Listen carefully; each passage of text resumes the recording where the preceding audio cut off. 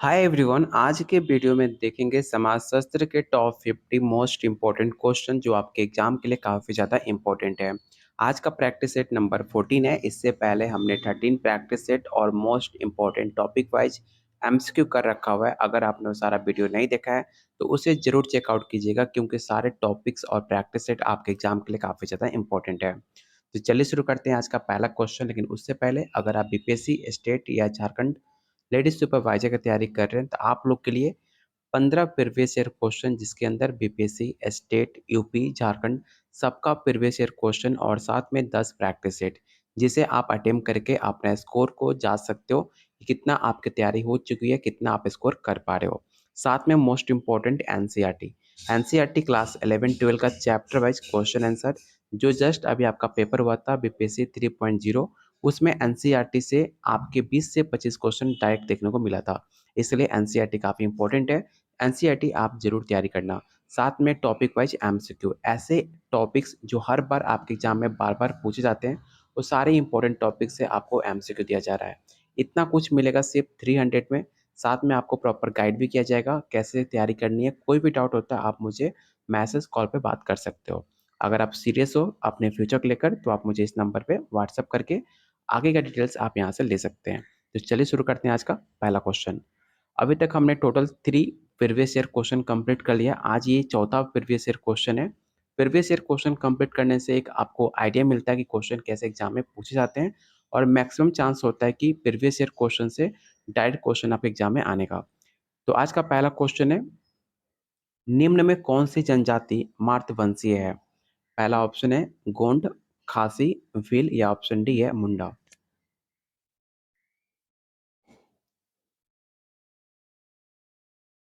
तो क्वेश्चन 1 का जो राइट आंसर होगा ऑप्शन नंबर बी हो जाएगा। ठीक है, इसे याद रखिएगा। खासी आपका मातृभाषीय जनजाति मानी जाती है, ऑप्शन बी। सेकंड क्वेश्चन है, परिवार का सर्वाधिक आवश्यक सामाजिक कार्य डैश है। आपको बताना है कि कौन इन चार ऑप्शन में परिवार का सर्वाधिक आवश्यक सामाजिक कार्य है। पहला ऑप्शन है घर की व्यवस्था, ऑप्शन बी है सदस्यों के भोजन की व्यवस्था, ऑप्शन सी है संतानोत्पत्ति और संतान का पाल पोषण, या ऑप्शन डी आजीविका कमाना। काफ़ी सवाल मोस्ट इंपॉर्टेंट है, इसे आप जरूर याद रखिएगा कि परिवार के लिए सर्वाधिक आवश्यक सामाजिक कार्य है आपका संतान का पालन पोषण करना। यह हर काम हर किसी से नहीं हो सकता है, इसलिए इसका right answer option number C हो जाएगा। क्वेश्चन नंबर थर्ड, सामाजिक न्याय एवं अधिकारिता मंत्रालय का गठन कब किया गया था?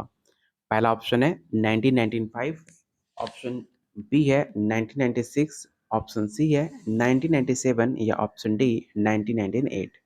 इस क्वेश्चन को आप जरूर रट्टा मार लेना, क्योंकि ऐसे क्वेश्चन आपको याद करने पड़ते हैं। तो याद रखिएगा, सामाजिक न्याय एवं अधिकारिता मंत्रालय का गठन 1998 के बीच हुआ था। ठीक है, तो ऑप्शन इसका डी राइट आंसर होगा। अपनी जाति के अंदर विवाह करने की अनिवार्यता को क्या कहते हैं? आपने देखा होगा, ये सेम सवाल आपके सेम पैटर्न पे हर बार आपके प्रीवियस ईयर क्वेश्चन में जाति से और विवाह से लेकर 2 से 3 क्वेश्चन हर एग्जाम में पूछे जाते हैं। इसलिए आप याद रखिएगा, ऐसी शादी जो अपने कास्ट के, अपने जाति के अंदर हो, उसे हम क्या कहते हैं? तो उसे कहते हैं जातीय अंतर्विवाह। तो ऑप्शन इसका बी राइट आंसर होगा। क्वेश्चन नंबर 5 है, विभिन्न जातियों के 2 व्यक्तियों के परस्पर विवाह को क्या कहते हैं? पहला ऑप्शन है अंतर्जातीय विवाह, जातीय अंतर्विवाह, भाई विवाह, या ऑप्शन डी है बहुविवाह।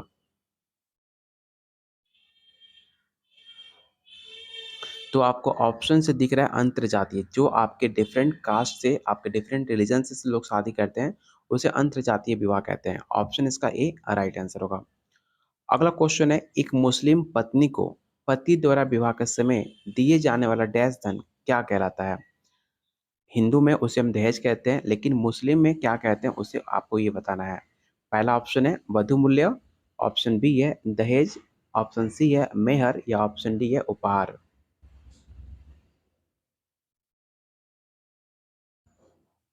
तो याद रखिएगा, हिंदू विवाह में जो हम दान दहेज देते हैं उसे हम दहेज कहते हैं, लेकिन मुस्लिम पत्नी में जब ऐसे कुछ काम होते हैं तो उसे हम मेहर के नाम से जानते हैं। तो इसे आप जरूर याद रखिएगा, गलती से आप दहेज टिक आउट मत कर देना, नहीं तो आपका 1 नंबर फ्री में चला जाएगा। क्वेश्चन नंबर 7 है, कौन कथन संस्कृति के गुण के लिए गलत है? ध्यान से क्वेश्चन को रीड करना, आपसे यहाँ पर गलत पूछा गया है। जब भी आपसे क्वेश्चन में गलत पूछे या नहीं पूछे तो आप उसके अंदर एक अंडरलाइन कर देना, जिस पे आपका ध्यान बना रहे कि आपसे क्वेश्चन में नहीं पूछा गया है। नहीं तो ये छोटी सी बातें आपको एग्जाम में काफ़ी गलती लोग करते हैं और उनका नंबर फ्री में कट जाता है। तो आपको बताना है कि इन 4 ऑप्शन में कौन सा स्टेटमेंट आपका गलत है, जल्दी से बताइए।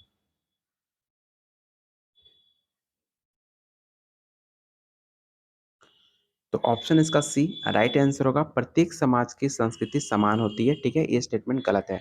आपने देखा होगा हिंदू, मुस्लिम, सिख, ईसाई, हर धर्म में आपके जो संस्कृति होते हैं वो काफ़ी डिफरेंट होता है एक दूसरे से। इसलिए इसका right answer option number C होगा, क्योंकि आपसे गलत पूछा गया था। क्वेश्चन नंबर 8 है, डिपेंडेंसी थ्योरी। ये काफ़ी बार आपके एग्जाम में सवाल पूछा गया है डिपेंडेंसी थ्योरी से, वो किससे संबंधित है आपको ये बताना है। तो याद रखिएगा, जो आपका डिपेंडेंसी थ्योरी है वो गरीब देशों को विकसित देशों पर आश्रितता से संबंधित है। मतलब जब एक जो देश होता है, अगर आप ऐसा बोल सकते हो कि जो आपका फिलहाल अभी बांग्लादेश है या फिर आप श्रीलंका या नेपाल ले लो, ये सब अभी किस पे डिपेंड है, तो मैक्सिमम आपकी जो कंट्री है अभी वो चाइना पे डिपेंड है। क्योंकि आप देख रहे हो कि पाकिस्तान को सबसे ज़्यादा जो लोन है या फिर उसकी कोई भी फैसिलिटी या फिर कोई भी आपका ट्रेंडिंग कोई भी हथियार वो सब आपको चाइना एक्सपोर्ट करता है। आपको श्रीलंका को, इंडिया को कोई भी एक्सपोर्ट माल हुआ, कच्चा माल, सब आपको चाइना एक्सपोर्ट करता है। तो इसका मतलब क्या है कि वो डिपेंड है आपके चाइना पे। इसलिए जो गरीब देश होते हैं वो विकसित देशों पर उन पे काफ़ी डिपेंड होते हैं। इंडिया आप बोल सकते हो कि इंडिया अभी डिपेंड किसी पे आप ओपनली नहीं कह सकते हो, लेकिन काफ़ी हद तक रसिया और अमेरिका पे काफ़ी डिपेंड रहता है, इज़राइल पे। ठीक है, तो ऑप्शन इसका ए का राइट आंसर होगा option number A. Question number 9 है, किस विचारक के धर्म का संबंध पूंजीवादी व्यवस्था के उद्भव से जुड़ा हुआ है? पहला ऑप्शन है Max Weber, Karl Marx, Spencer, या ऑप्शन डी है एमिल दुर्कheim। इस क्वेश्चन को याद रखिएगा और मैं आपको बता दूं कि हमने चारों टॉपिक से Max Weber, Karl Marx, Spencer, Emile Durkheim से टॉप 50 क्वेश्चन हर टॉपिक से हमने ऑलरेडी आपको प्रैक्टिस सेट कराया हुआ है।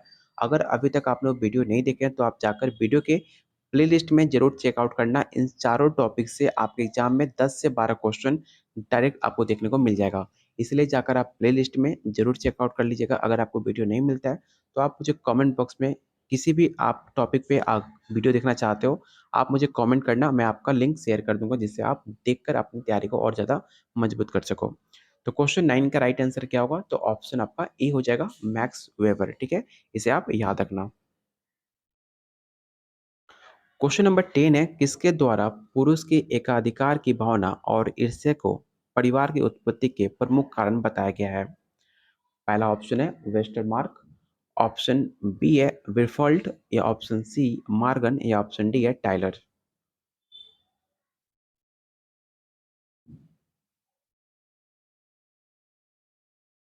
तो क्वेश्चन 10 का राइट आंसर हो जाएगा option number A. Question number 11 काफी इंपॉर्टेंट है, थोड़ा सा नया क्वेश्चन है जो अभी आपके यूपी में देखने को मिला था। क्वेश्चन 11 आपसे पूछा जा रहा है कि अविरल संबंध किससे है? डी स्कूलिंग किससे संबंधित होता है, आपको ये बताना है। पहला ऑप्शन है इवान इलिस से, पालो फ्री, अरविंदो, या ऑप्शन डी है भगवान दास। आपको इनमें से कोड को चुनना है कि कौन सा कोड आपका सही हो सकता है।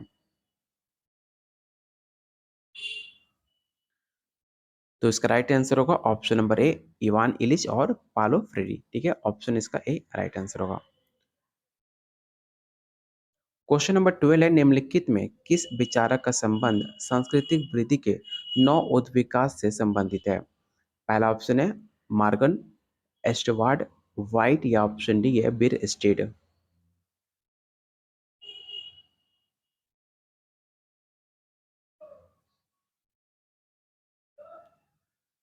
तो क्वेश्चन 12 का जो राइट आंसर होगा ऑप्शन नंबर सी हो जाएगा वाइट।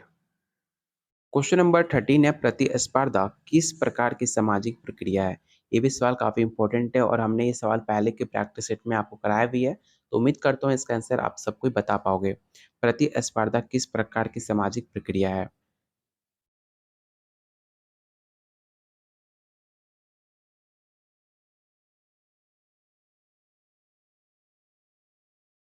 याद रखिएगा इसका राइट आंसर होगा ऑप्शन नंबर सी, पूरी तरह से पृथक्करण करने वाली।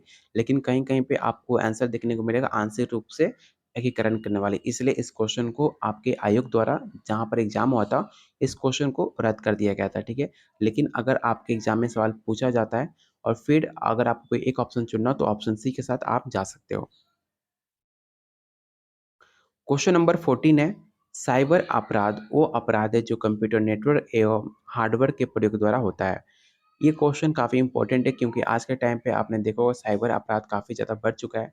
तो आज के टाइम से एक सवाल आपके पेपर में देखने को मिल सकता है कि किसका स्टेटमेंट है कि साइबर अपराध वो अपराध है जो कंप्यूटर नेटवर्क एवं हार्डवेयर के प्रयोग द्वारा होता है। पहला ऑप्शन है M Summerman, Gordon Ford, Frederick Fresher या ऑप्शन डी है वेवलिन। इस क्वेश्चन को आप ज़रूर याद रखिएगा, ये काफ़ी इंपॉर्टेंट है। तो क्वेश्चन 15 का राइट आंसर हो जाएगा option number B. Question number 15 है, प्रतिस्पर्धा और संघर्ष में अंतर क्या होता है? तो काफ़ी आसान क्वेश्चन है, उम्मीद करता हूँ इसमें ज़्यादा आपको सोचने की ज़रूरत ना पड़े, क्योंकि आपको पता है कि ऐसे ही प्रतिस्पर्धा और संघर्ष में अंतर क्या होता है। फिर भी एक बार सारे ऑप्शन को रीड कर लीजिए और ध्यान से ऑप्शन को रीड कीजिएगा और बताइए क्वेश्चन 15 का राइट आंसर क्या हो जाएगा?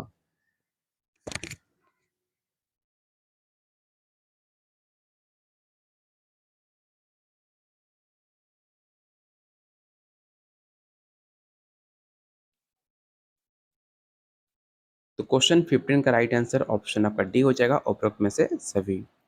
अगला क्वेश्चन है, कौन सा शब्द सदस्यता को व्यक्त नहीं करता? समुदाय, समिति, संस्था या ऑप्शन डी है सामाजिक समूह।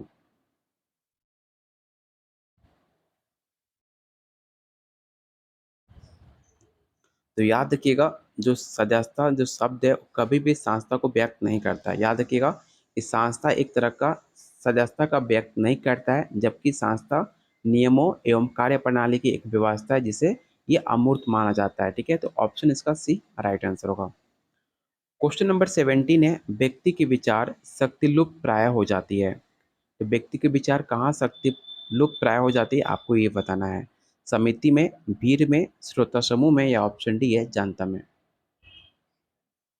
तो याद रखिएगा जब भी आप भीड़-भाड़ एरिया में जाते हो तो वहाँ पे जो भी आपके विचार होते हैं, जो भी आपका शक्ति होता है, वो सब कुछ आपका लुप्त हो जाता है, जो कि राइट आंसर हो जाएगा option number B. Question number 18 काफ़ी इंपॉर्टेंट क्वेश्चन है, याद रखिएगा कि 2011 की जनगणना के अनुसार मृत्यु दर 1000 पर कितनी थी आपको ये बताना है। आपको पता होगा कि जो भी आपका मृत्यु दर हो, जन्म दर हो, चाहे आपका जनसँख्या हो, वो किस पे निकाला जाता है? तो 1000 पे बेस को मानकर 1000 को बेस मानकर उसकी आपकी जनसँख्या निकाली जाती है। उसी बेस पे आपको बताना है कि मोरालिटी रेट जो है वो कितनी थी आपको 2011 में 1000 बच्चों पे। तो याद रखिएगा क्वेश्चन नंबर 18 का राइट आंसर हो जाएगा ऑप्शन नंबर डी, ठीक है? 7.48। अगला क्वेश्चन है, भावुकता प्रबल कब होती है? परिवार में, भीड़ में, संस्था में या ऑप्शन डी है जनता में।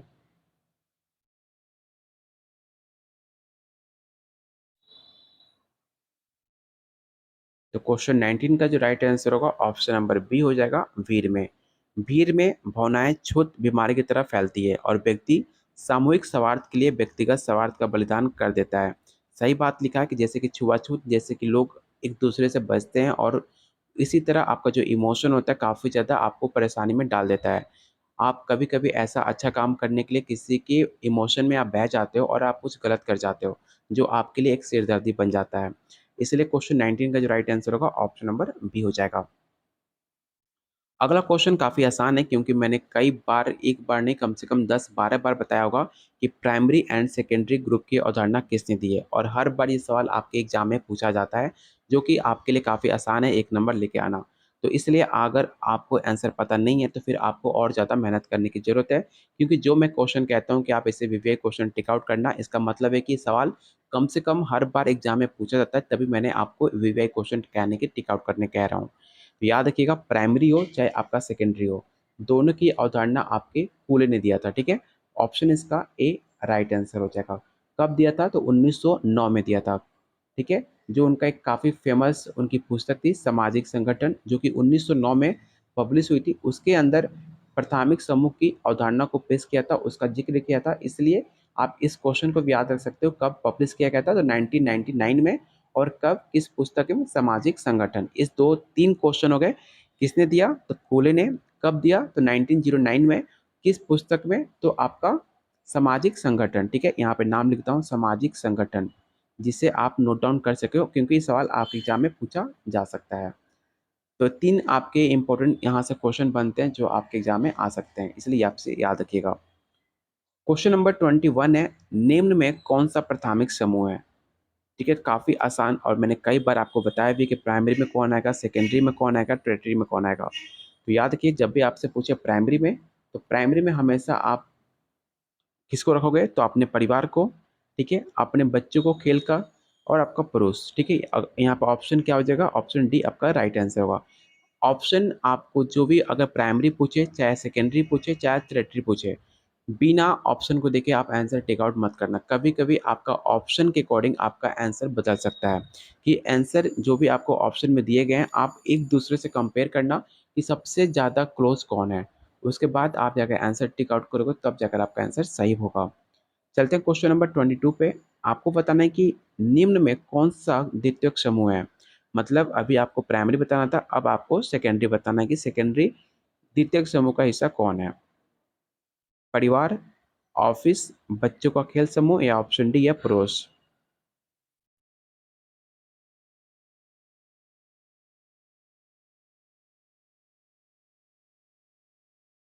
तो याद रखिएगा, परिवार जो है, अभी हमने जस्ट बताया, परिवार आपका प्राइमरी में आता है। बच्चों का जो खेल समूह होता है, जो आपके बच्चे हैं उनके साथ जो बच्चे खेल रहे हैं, वो अभी आपका प्राइमरी में कंसिडर किए जाएंगे। जो आपका ऑफिस है, तो ऑफिस आपका प्राइमरी होगा, क्योंकि आपके लिए काफ़ी बेनिफिशियल है, आपका इनकम का सोर्स है, इसलिए आप उसे प्राइमरी में कंसिडर करोगे। लेकिन जो आपका पड़ोसी है, ठीक है, पड़ोसी आपका जो है, ठीक है, आपका जो पड़ोसी है, पड़ोसी आपका प्राइमरी में आएगा। यहाँ पर जो ऑफिस है वो आपका सेकेंडरी हो, क्योंकि आपका इनकम ऑफ सोर्स आपके बाहर से हो रहा है। अगर ये ऑफिस आपके घर के अंदर होता, कोई आपका बिजनेस होता, चाहे आपका दुकान होता, तो उसे आप प्राइमरी में कंसिडर करते। लेकिन जो आपका एक्सटर्नल जो ऑफिस है, जो आप जहाँ पे जॉब करने जा रहे हो, वो आपके सेकेंडरी ग्रुप में आएगा। तो इसका राइट आंसर होगा ऑप्शन नंबर बी। याद रखिएगा कि एक बीर स्टीड है, उन्होंने बताया था कि वो सभी द्वितीयक समूह हैं जो प्राइमरी में कंसिडर नहीं आते हैं। मतलब काफ़ी आसान है, अगर ऐसा कोई समूह है जो प्राइमरी में नहीं आता है, तो ऑटोमेटिक है को सेकेंडरी में काउंट किया जाएगा, नहीं तो टर्टियरी में काउंट किया जाएगा। तो काफ़ी फेमस स्टेटमेंट नहीं है, काफ़ी बेहुदा स्टेटमेंट है, क्योंकि ऐसे तो हर किसी को पता है कि जो प्राइमरी में नहीं आएगा, वो सेकेंडरी नहीं तो टर्टियरी में आएगा। ठीक है, तो आप इसको याद करने की कोई ज़रूरत भी नहीं है, आपको ऐसे भी पता होगा। क्वेश्चन नंबर 23 है, निम्न में कौन सा स्थानीय समूह है। जाति, प्रजाति, जनजाति, या ऑप्शन डी है संजाति।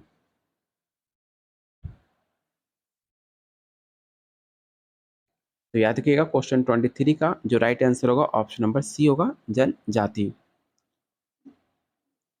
क्वेश्चन नंबर 24, आपको बताना है कि निम्नलिखित में कौन सा जनगणकीय प्रक्रिया है। पहला ऑप्शन है प्रजननता, मर्यादा, अव्यवस्था, या ऑप्शन डी है धार्मिक संप्रदाय के बीच जनसंख्या अनुपात।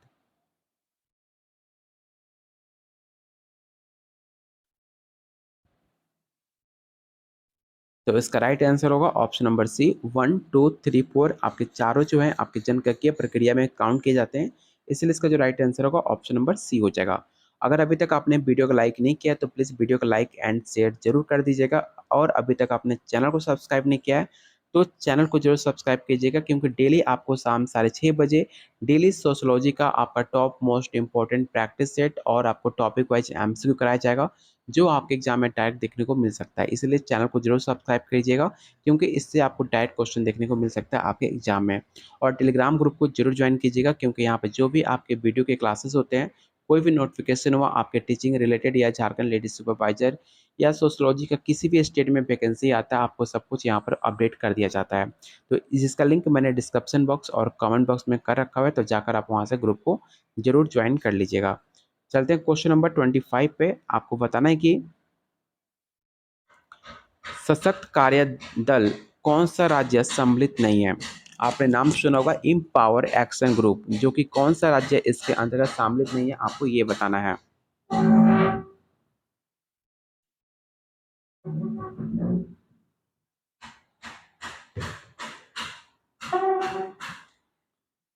पहला ऑप्शन है राजस्थान, पंजाब, छत्तीसगढ़ या ऑप्शन डी है उत्तर प्रदेश।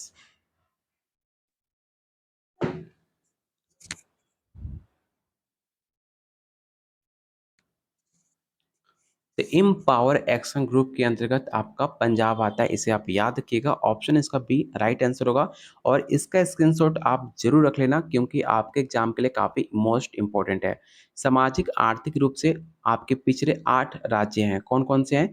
तो पहले नंबर पे अपना बिहार है, दूसरे पे आपका छत्तीसगढ़, तीसरा अपना पड़ोसी झारखंड, चौथा आपका मध्य प्रदेश, पाँचवा उड़ीसा, छठा राजस्थान और सातवां उत्तराखंड और आठवां आपका उत्तर प्रदेश। तो ये आपके 8 मेजर पिछड़े राज्य हैं जो आपके एग्जाम में आ सकते हैं। इसलिए आप इसका स्क्रीनशॉट ज़रूर रख लेना और आपने नोट्स लिया होगा तो मैंने आपको शेयर किया होगा, उसे आप ज़रूर जाकर पढ़ लेना।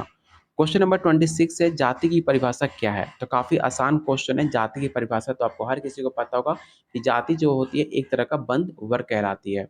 तो ऑप्शन इसका ए राइट आंसर होगा। क्वेश्चन नंबर 27 है निम्न में कौन सा कथन आपका सत्य है? आपको राइट स्टेटमेंट बताना है कि इन 4 ऑप्शन में कौन सा स्टेटमेंट आपका राइट है। तो आपके पास 4 ऑप्शन है, चारों ऑप्शन को रीड कीजिए और बताइए क्वेश्चन 27 का राइट स्टेटमेंट क्या हो सकता है। तो इसका राइट आंसर होगा ऑप्शन नंबर सी, जाति व वर्ण दोनों समाज का अस्तित्वकरण करते हैं। ठीक है, ऑप्शन इसका सी राइट आंसर होगा। क्वेश्चन नंबर 28 आपको बताना है कि किसने समाज की भौगोलिक भाग्य निर्णयवाद का सिद्धांत दिया था। पहला ऑप्शन है हटिंगटन, हंटन, ब्लवात्स्की या ऑप्शन डी है श्री अरविंदो।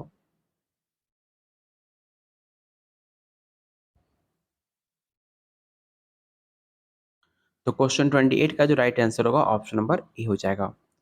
क्वेश्चन नंबर 29 थोड़ा सा लेंदी है लेकिन आप बता सकते हो, क्वेश्चन काफी इंपॉर्टेंट है कि सांस्कृतिक संकुल विभिन्न कालों में विकसित होकर अन्य भागों में प्रसारित होते रहे, ये इस प्रसारवाद के समर्थक कौन माने जाते हैं। पहला ऑप्शन है ग्रेवनर, ऑप्शन बी है एकरमैन या ऑप्शन सी रॉबर्ट लॉवे या ऑप्शन डी है इलियट एवं पेरी। तो ध्यान से ऑप्शन को रीड करना और फिर मुझे बताइए कि क्वेश्चन नंबर 29 का राइट आंसर क्या हो सकता है।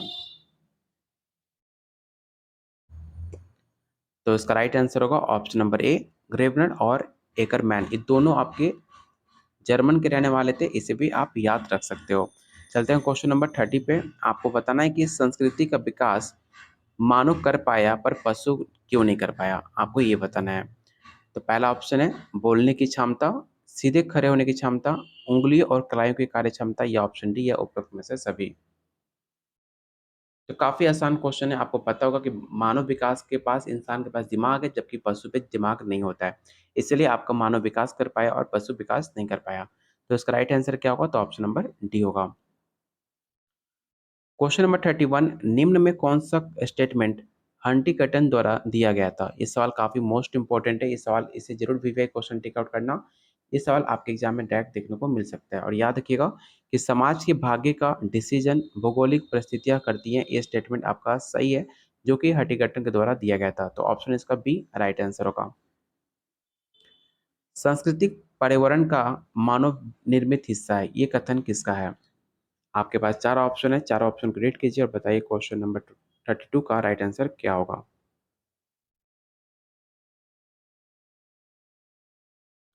तो इसका राइट आंसर होगा ऑप्शन नंबर ए। अगला क्वेश्चन आपको बताना है कि रूट बैंडिट का नाम निम्न में किस अवधारणा के साथ जुड़ा हुआ था? सांस्कृतिक तत्व, सांस्कृतिक संकुल, सांस्कृतिक प्रतिमान या ऑप्शन डी है सांस्कृतिक विलंबना। तो इनकी काफ़ी फेमस पुस्तक थी पैटर्न्स ऑफ कल्चर जो कि 1934 में पब्लिश हुई थी। 1934 कौन सा पुस्तक था? तो patterns of culture, patterns of culture जो कि 1934 में पब्लिश हुई थी। तो इसका राइट आंसर क्या होगा? तो ऑप्शन नंबर सी होगा। आपको नाम से पता चल होगा पैटर्न ऑफ कल्चर का हिंदी क्या होता है? तो सांस्कृतिक प्रतिमान। तो ऑप्शन इसका सी राइट आंसर होगा। तो यहाँ पे आज के वीडियो में टोटल 33 क्वेश्चन थे। उम्मीद करता हूँ आज का वीडियो आपको पसंद आया होगा। तो जो अभी तक वीडियो को लाइक नहीं किया है तो सबसे पहले आप वीडियो लाइक करके जाना और अभी तक आपने चैनल को सब्सक्राइब नहीं किया है तो चैनल को जरूर सब्सक्राइब कर लीजिएगा। अगर आपने पेड नोट्स नहीं लिया तो आप मुझे सिर्फ 300 में आप पेड नोट्स ले सकते हो, जिसके अंदर आपको बहुत सारा कंटेंट मिल रहा है, जिससे आपका पेपर फर्स्ट अटेम्प्ट में क्लियर हो सकता है। तो इसके अंदर आपको 15 previous year question, 10 practice set, NCERT और टॉपिक वाइज एमसीक्यू, इतना कुछ साथ में आपको प्रॉपर गाइड भी किया जाएगा। कैसे आपको तैयारी करनी है, क्या डाउट है, कोई भी कुछ भी प्रॉब्लम हो, आप मुझसे बात कर सकते हो। तो अगर आप इंटरेस्टेड हो लेने में तो आप मुझे इस नंबर पे व्हाट्सएप कर सकते हैं, अगर आप फ्यूचर को लेकर सीरियस हो तो। तब तक के लिए कीप वॉचिंग, कीप शेयरिंग और वीडियो को लाइक ज़रूर करना।